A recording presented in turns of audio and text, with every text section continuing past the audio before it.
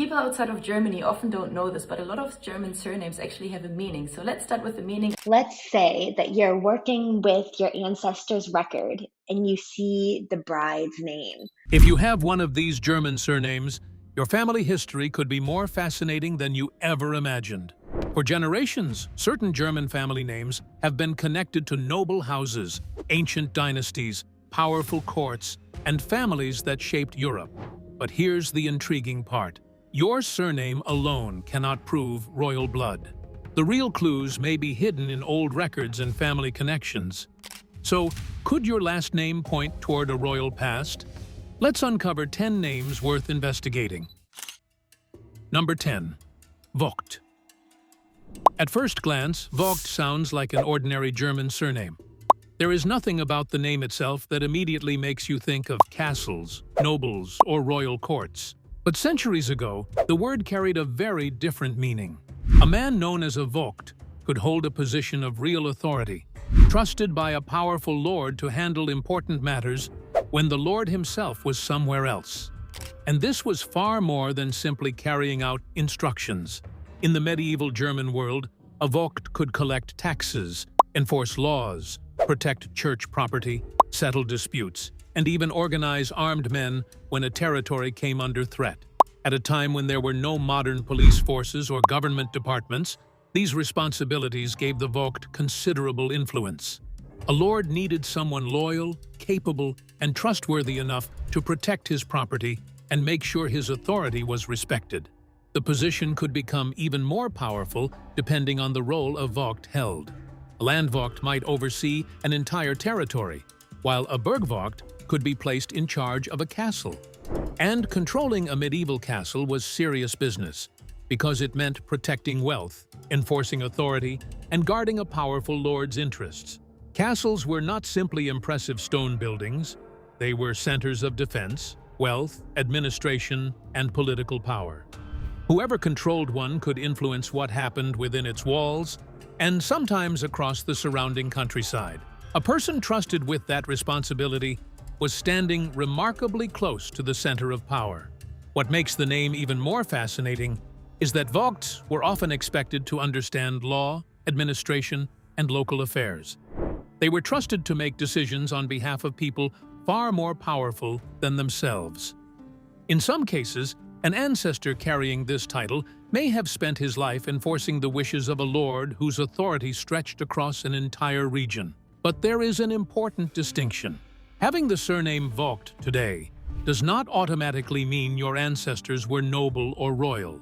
Names changed and spread for many reasons over time. To uncover the real story, you need to follow the evidence through family records, old locations, occupations, church documents, and historical records. Still, if Vogt appears in your family tree, it may be more than just an old German name. It could be a clue, pointing toward an ancestor who once stood close to power, enforcing the will of a lord. Aside from the fact that Vogt indicates a person enforcing a lord's authority, the next surname takes us deeper into the noble household. And what makes the next surname connected to something as important as power itself? Now, let's uncover the surname that indicates the keys to a lord's entire estate. Number 9. Meyer. Meyer may sound much less dramatic than Vogt. In fact, it is so common in Germany that most people would never guess there could be an important history hiding behind it. The surname appears in several forms, including Meyer, Meyer, and Meyer, while German-speaking immigrants in America sometimes carried versions such as Moyer. But behind this familiar name is a story connected to wealthy estates, powerful landowners, and the people trusted to manage them. The surname Meyer traces back to the Old Latin word majordomus, meaning the head of a household or estate. It is closely related to the English word steward, but in medieval Germany, a steward was far more than someone managing a large home. This position could involve wealth, land, workers, and serious responsibility. A Meyer could effectively be the person keeping an entire estate alive. Imagine a wealthy nobleman owning fields, livestock, workers, servants, and valuable crops spread across a large property. The owner might be away for weeks or months, dealing with politics, warfare, or affairs at court. Someone had to supervise the land and make sure everything continued to produce wealth. That responsibility could fall to the Meyer. He might organize workers, oversee farming, manage supplies, collect income, supervise servants, and keep track of what the estate produced. In other words, while the nobleman enjoyed the status of ownership, the Meyer could be the person making that ownership work in practice. But the most fascinating part of the story is what could happen next. Some people who held these positions did not begin as members of the nobility. They could come from dependent forms of service and gradually rise through loyalty, skill, and trusted work. Over generations, some families moved into the ranks of the ministeriales, a class of officials and service warriors who served powerful rulers and nobles, and, in some cases, eventually entered the world of knighthood. That meant one man's occupation could become his family's turning point.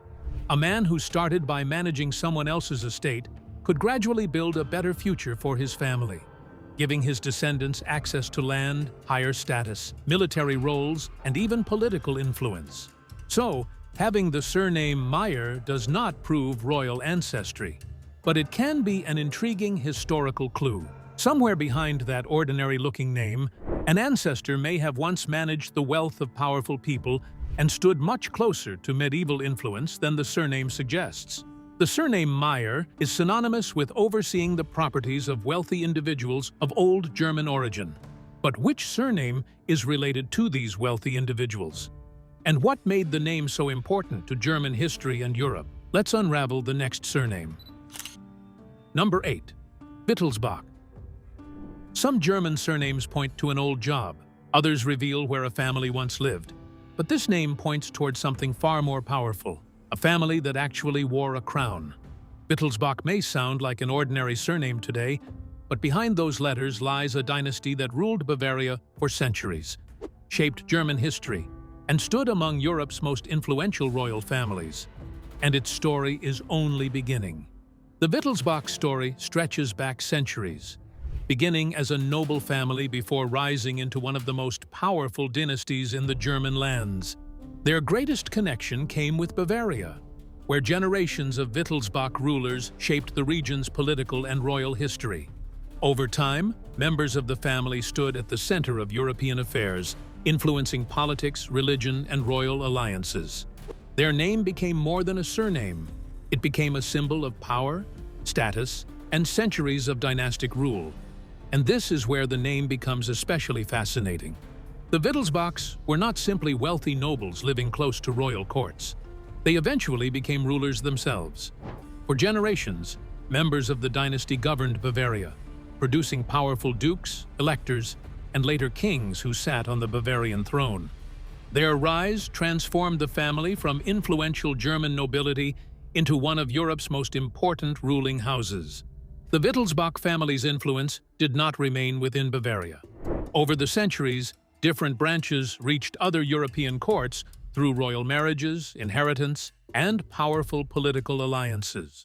One marriage could connect two ruling families, strengthen a claim to a throne, or reshape the future of an entire kingdom. In this way, the Wittelsbachs became part of Europe's vast and complicated royal network. Having the surname Wittelsbach today does not automatically mean royal descent. Old surnames can change, spread, or develop through different branches. Still, sharing the name of Bavaria's ruling dynasty makes it especially intriguing. For family researchers, Wittelsbach could be a clue worth following. And that is what makes Wittelsbach so intriguing. The name doesn't merely suggest that an ancestor served someone powerful. It carries the name of a family that became the power. Wittelsbach was once the name of a dynasty that ruled Bavaria for generations. But what makes the next surname exceptional? Are they as noble as Wittelsbach? Or did they earn their honor for some other reason? Let's uncover the fascinating surname. Number 7. Ritter. Some German surnames almost seem to reveal their own history the moment you hear them. Ritter is one of those names. It comes from the old German word connected to a rider, but over time, that simple idea became tied to something far more powerful, the knight. In medieval Germany, however, being a Ritter was about much more than wearing armor, carrying a sword, and riding into battle. A knight occupied an important place in a society built around service, loyalty, land, and military strength. Knights could fight for powerful lords, protect castles, enforce authority, manage territories, and carry out important duties for rulers. And for some families, that service could become the beginning of a remarkable rise. One of the most interesting parts of medieval knighthood was where some of these men came from. Not every knight was born into an ancient noble family. Some emerged from a group known as the ministeriales. These were men who were legally unfree in certain respects, yet powerful rulers trusted them with military, administrative, and political responsibilities. Their position was unusual. They were not ordinary farmers or laborers, but they were not originally free nobles either. Their future depended heavily on the service they provided and the trust they earned. A capable man could fight well, manage important duties, protect his lord's interests, and gradually gain greater status. Over time, successful service could open doors that had once seemed completely out of reach. Land, influence, military rank, and social standing could follow. For a family, that kind of rise could change everything. A man who began as a trusted servant of a powerful lord might eventually create a completely different future for his children and grandchildren. His descendants could move closer to the world of landowners, nobles, castles, and political influence. That is what makes Ritter such an intriguing surname to investigate. It does not prove that every person carrying the name descends from a medieval knight. German surnames developed for many different reasons, and the same name could appear in unrelated families. But the word itself carries a powerful historical connection. It points toward a world where a horse, a sword, and loyal service could become a pathway to greater status. And once a knight moved higher through that world, something even more valuable became available: access. The closer he came to powerful lords and princes, the closer his family could come to the castles and courts where Europe's future was being decided. This is a name you can almost hear the armor in. A Ritter was a knight. In the German lands, the knight was a true rung on the ladder of nobility. Many of them began as ministeriales, men who were technically unfree, bound in service. In German history, Ritter is not limited to the surname of a warrior, but also rose to the position of decision-makers in the ministeriales. But which other name comes close to the powerful figures in German history? And what makes the name so unique to German rulership? Now, let's uncover the man trusted with the emperor's cup. Number 6. Schenk. Schenk is one of those German surnames that sounds almost ordinary until you discover what the word once meant. At first, it seems simple. The name is connected to pouring or serving drinks, which could make you imagine someone working quietly inside a wealthy household. But in the world of medieval kings and emperors, serving a drink could be far more important than it sounds. A ruler could not simply accept food or wine from anyone. Political enemies, rival nobles, and ambitious courtiers could turn something as ordinary as a cup of wine into a deadly weapon. Because of that, the person trusted to serve a ruler's drink needed something extremely valuable: absolute trust. That is where the Schenk entered the picture. The position could place a man surprisingly close to the center of royal power. He was not merely serving refreshments. He could hold an important ceremonial role within the ruler's household, appearing at major occasions where loyalty, rank, and political influence were on full display. And one family took this position much further than most. The Schenken von Limburg became associated with the hereditary office of imperial cupbearer, connecting their family directly with the ceremonial world of the Holy Roman Empire. Their story is particularly fascinating because the office was not simply about carrying a cup. It represented a relationship of trust with the highest levels of imperial society. To understand how significant that was, remember what the Holy Roman Empire actually looked like. It was not one simple kingdom controlled from a single palace. It was a complicated world of princes, kings, nobles, territories, and powerful families, all competing for influence and position. Being trusted with an important role inside that system meant entering a very exclusive circle. Even more fascinating is the family's connection to the ministeriales, showing how service could sometimes become a pathway toward greater status. A family that began in a dependent position could, over generations, gain influence, land, and hereditary authority. So if your surname is Schenk, don't immediately assume an emperor is hiding somewhere in your family tree. The surname alone cannot prove royal descent. But its history is still remarkable, because behind this seemingly simple name is a world of royal households, imperial ceremonies, political trust, and a position close to the people who wore Europe's crowns. The surname Schenk is linked to a cupbearer, which is deeply connected to the Holy Roman Empire. And now the countdown reaches the point where the surnames themselves begin sounding unmistakably royal. If Schenk stood close enough to pour for rulers, the next name is synonymous with nobility. Let's uncover the next name. Number 5. Nassau. Nassau is far more than an old German surname. Behind this name lies a powerful noble dynasty whose influence gradually spread beyond German lands, reaching deep into Europe's royal families. What began as a respected noble house eventually became part of the complicated world of crowns, royal marriages, political alliances, and European succession. The story begins with the House of Nassau, a powerful noble family that emerged in the medieval German world. Over generations, members of the dynasty gained land, titles, influence, and political power. What began as regional nobility gradually became something much bigger. Then the Nassau story took a remarkable turn. Through inheritance, political alliances, and royal marriages, different branches of the family became connected to ruling houses across Europe. The Nassau name eventually became especially important in the Netherlands, where members of the dynasty became closely linked with the Dutch royal family. That connection makes Nassau fascinating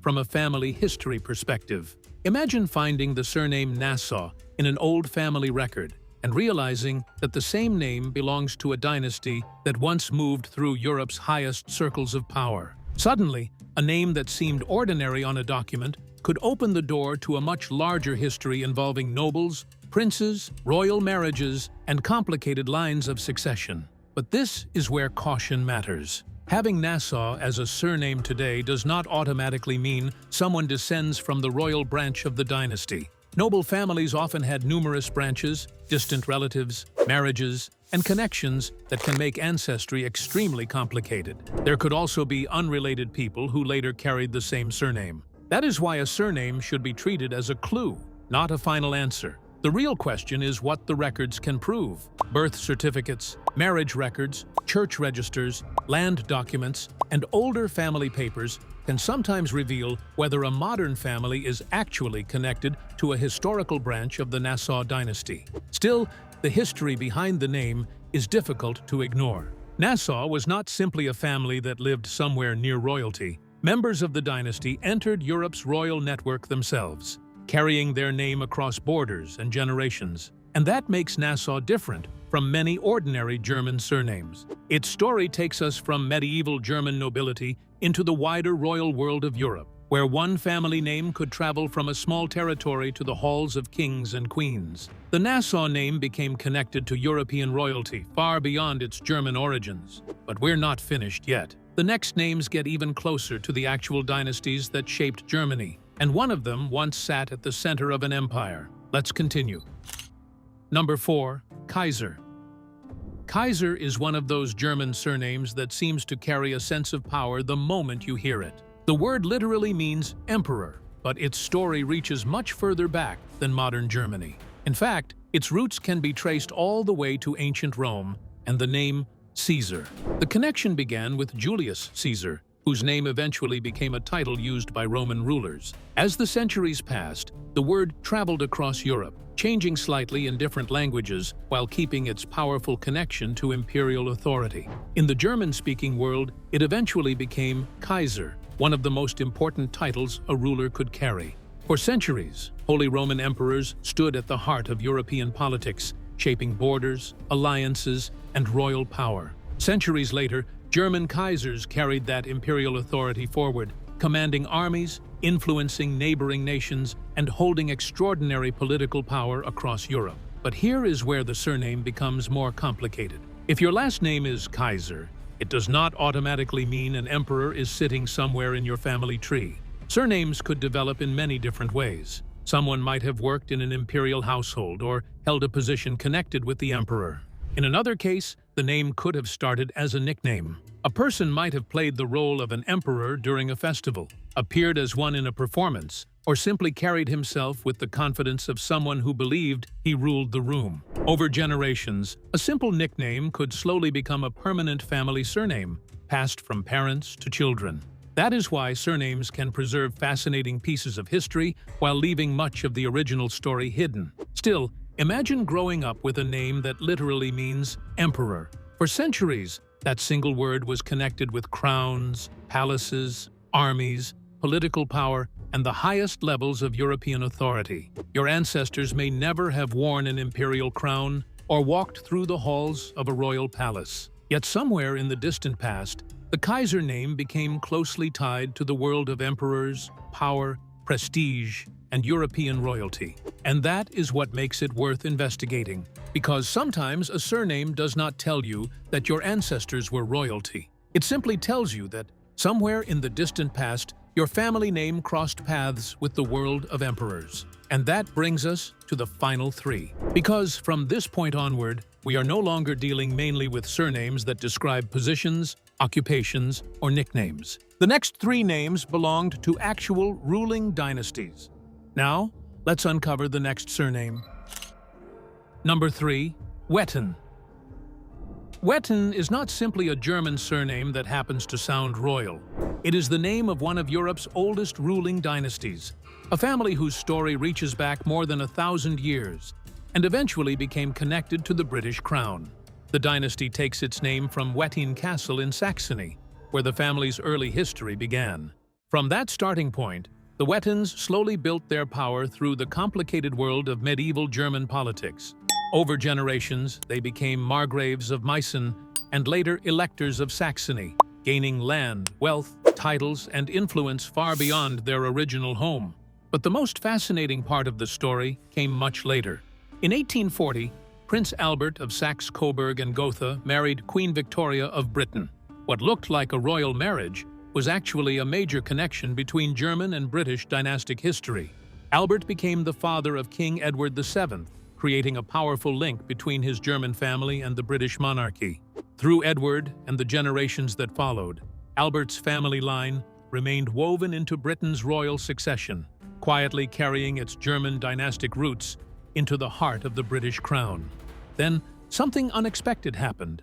The First World War changed how Britain viewed Germany. Anti-German feeling became intense, and the royal family's German connections suddenly became uncomfortable. The British monarchy needed to distance itself from anything that might make the public question its loyalty. So, in 1917, King George V made a historic decision. The royal family abandoned its German dynastic names and adopted Windsor as the official house name. But changing the name did not erase the family's deeper history. The dynastic connections remained part of the royal bloodline, even though the old German name fell out of public use. And that is what makes Wettin so intriguing. Unlike surnames that might point to an ancestor who served in a noble household, Wettin points to an actual ruling dynasty. Its members governed territories, held important titles, and eventually became connected to one of Europe's most famous royal families. Of course, having the surname Wettin today does not automatically prove descent from the dynasty's royal branch. Genealogy still requires records and a traceable family line. But if Wettin appears in your family tree, it is certainly a name worth investigating. Because this surname does not merely whisper about royalty, Wettin carries the history of a dynasty that reached all the way to the British crown. And yet, even that remarkable family history is not the highest point of this countdown. Because the next surname belonged to a family that didn't simply marry into royal power. Now, let's dive into the surname that ruled an empire of its own. Number 2. Hohenzollern. Few German surnames carry the historical weight of Hohenzollern. It does not merely suggest wealth, old nobility, or aristocratic roots. Behind the name stands a dynasty that rose through centuries of power, eventually reaching the highest level of German politics and sitting directly at the heart of an empire. The story began with a castle rising above the mountains of Swabia. From that stronghold, the Hohenzollerns slowly built their influence, generation after generation. Their rise was not the result of one lucky moment. It was a long process of gaining land, forming political alliances, securing important positions, and placing family members closer to the centers of power. Then everything began to change for the family. In 1415, the Hohenzollerns gained control of Brandenburg and became its margraves and electors, placing them much closer to the heart of power within the Holy Roman Empire. But this was only the beginning. Nearly 3 centuries later, another extraordinary opportunity would push the family even closer to the throne. In 1701, the Hohenzollerns became kings of Prussia. But even that was not the peak. In 1871, Germany was finally united as an empire, and Wilhelm I of the Hohenzollern dynasty became its first German emperor. Think about how extraordinary that transformation was. A family whose story had begun around a medieval castle in Swabia had now reached the highest political position in a newly united Germany. The Hohenzollerns were no longer simply advising rulers, serving nobles, or standing near the throne. They were sitting on it.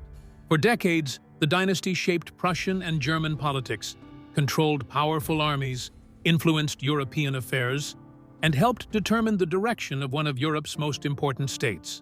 Their imperial rule eventually came to an end in 1918, when Germany's monarchy collapsed following the First World War. Yet, the Hohenzollern name survived, and that is what makes it such a remarkable surname for anyone researching German ancestry. Of course, having one of these surnames today does not automatically mean you come from a royal family.